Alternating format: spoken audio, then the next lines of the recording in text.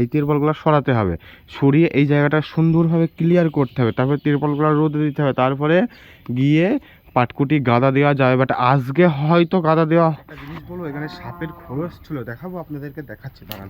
এই দেখুন, এই দেখুন সাপের খোলস দেখেছেন, আমি ভয় পেয়ে গেছিলাম। দেখছি বক্স এনেছে, এই কটা ছেলে পেলে এনে, জাস্ট এই কটা, এখানে মেশিন আছে আনি নাই তো। আচ্ছা আপনারা কেমন আছেন? আশা করছি ভালো আছেন। আজকের ভিডিওটা অসাধারণ ভিডিও হচ্ছে আজকে। মনে করছি যেখানে আমাদের মানে এই যে পাটকুটিগুলো শুকিয়েছিলাম, সেগুলো আপনারা হয়তো দেখেছেন যে পাটকুটি নিয়ে অনেক কদিন ধরেই শুকাচ্ছে, হ্যান ত্যান এরকম করছি, অনেকগুলো ভিডিও বানিয়েছি।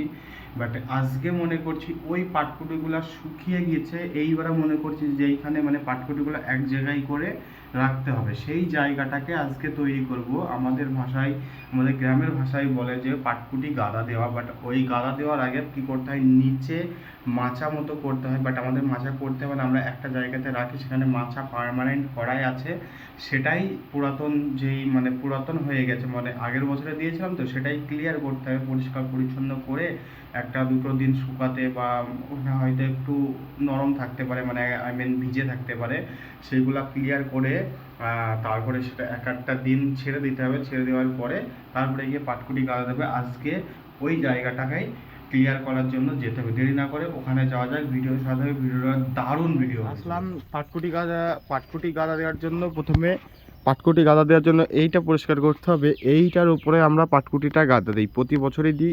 এখানে কিছুটা অল্প কটা পাটকুটি আছে, বাট এই পাটকুটিটা সরিয়ে দিয়ে অন্য পাটকুটি, মানে যেগুলো নতুন পাটকুটি আছে, যেরকম এই দেখুন এইগুলা দিয়ে গাদা দেবো।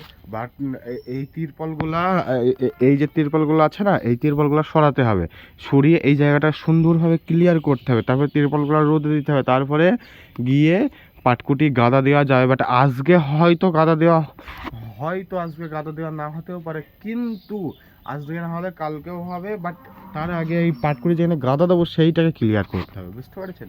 ওই জন্য মানে ক্লিয়ার করাটা বাধ্যতামূলক। আর ক্লিয়ার না করলে কি হবে বলুন তো, অ্যাকচুয়ালি এর নিচে যে পানিগুলো আছে, তারপরে এই তিরপলগুলোর জন্য পানি আছে, তারপরে শুকনো ময়লা মাটি যা যেখানে আছে সম্পূর্ণটা যদি তিরপলটা আজকে সরিয়ে দিই, তাহলে দুদিনের মধ্যে শুকিয়ে তারপরে এগুলো হয়ে যাবে, বুঝতে পারছেন? ওই জন্য তিরপলটা আগে জায়গাটা পুরো পরিষ্কার করে দিয়েছি, দেখেছেন?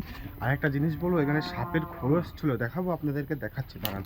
এই দেখুন, এই দেখুন সাপের খোলস দেখেছেন, আমি ভয় পেয়ে গেছিলাম। তারপরে মাকে ডাকলাম, মা এসে দেখলো ঠিক আছে সাপের খোলস ওই পাটকুটির ভিতরেও ছিল, ওইগুলো এখানে ছিল, এইখানে পুরাতন পাটকুটি ওখানটাতে ছিল, ওর ভেতরে ছিল। আর এই কাঠগুলো সব এখানে হেলে দিয়েছে। আর তিরপলটা কোথায় কি করেছি দেখাচ্ছে আপনাদের, 10 মিনিট দাঁড়ান। এই দেখুন তিরপলগুলা এখানে মেলে দিয়েছি, যাতে কিছুক্ষণ পরে রোদে শুকিয়ে যাওয়ার পরে আমরা তুলে নিতে পারবো।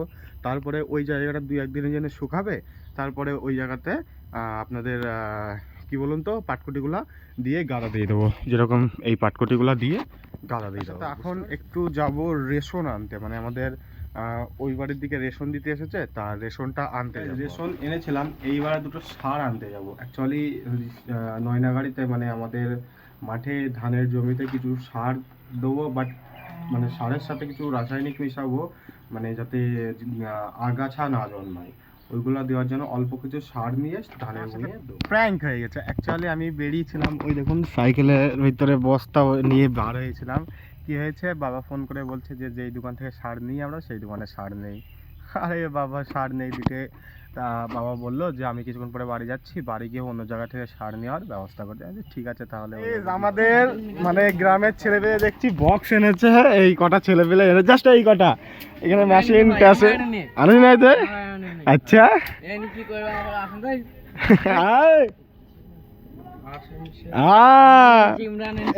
মোটামুটি বেশ জমজমাট হবে মনে হচ্ছে আজকে। দেখা যাক কতদূর কি করতে পারে এরা, তারপরে দেখা যাবে কতদূর কি হয় না। মানে এইখানে যে পাটকুটিগুলো পড়ে আছে, এইগুলো তুলতে হবে, তুলে এইরকম ভাবে মেলে দিতে হবে, তাহলে তাড়াতাড়ি শুকিয়ে যাবে। আর যদি না শুকায়, কাল পরশুর মধ্যে গাদাটা দেবো কি করে? পাটকুটি যদি না শুকায় দেবোটা কি? পাটকুটির গাদা দেওয়ার জন্য জায়গাটা, মানে মাচাটা রেডি করা, যেখানে রাখবো সেটা রেডি করার পরে আমি নাওয়া ধোয়ার পরে একটু ঘুমিয়েছিলাম, ঘুমানোর পরে একটু পাড়ার দিকে জাস্ট একটুখানি গিয়েছিলাম, একটু প্রয়োজন ছিল গিয়েছিলাম, দিয়ে ওখানে গিয়ে আস্তে আস্তেই প্রায় 7টা 8টা বেজে গেছে, বুঝতে পেরেছেন? ওই জন্য খাবার টাবার খেয়ে নিচে চলে আসলাম। এবারে একটু এডিটিং করতে লাগবে, বাট এখন ভিডিওটা শেষ করছি কারণ অনেকটা লম্বা ভিডিও হয়ে গেছে হয়তো। বাট আপনারা ভালো থাকবেন, সুস্থ থাকবেন, দেখা হচ্ছে নেক্সট কোনো ব্লগ ভিডিওতে।